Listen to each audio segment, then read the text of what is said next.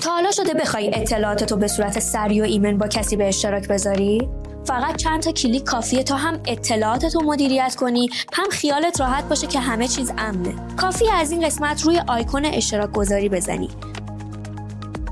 توی صفحه جدیدی که برات باز میشه میتونی به راحتی ایمیل شخص مورد نظرتو وارد کنی. مشخص کنی چند بار بتونه استفاده کنه و حتی تاریخ شروع و پایان اشتراک گذاری ها هم تنظیم کنی.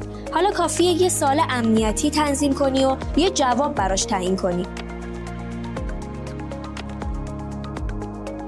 شخص مورد نظر تنها با یک کلیک روی لینک به سادگی میتونه از اطلاعات شما به صورت ایمن استفاده کنه.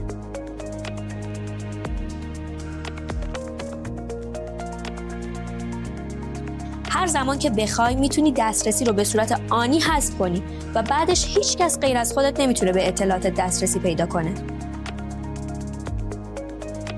اگه هکرها بخوان رمزتو پیدا کنن، اگه بخوان عکسای خانوادگی تو منتشر کنن، اگه بخوان بیت کویناتو بدزدن یا هر چیز دیگه‌ای، همه این تهدیدها رو خنثی کن و در امنیت و آرامش باش.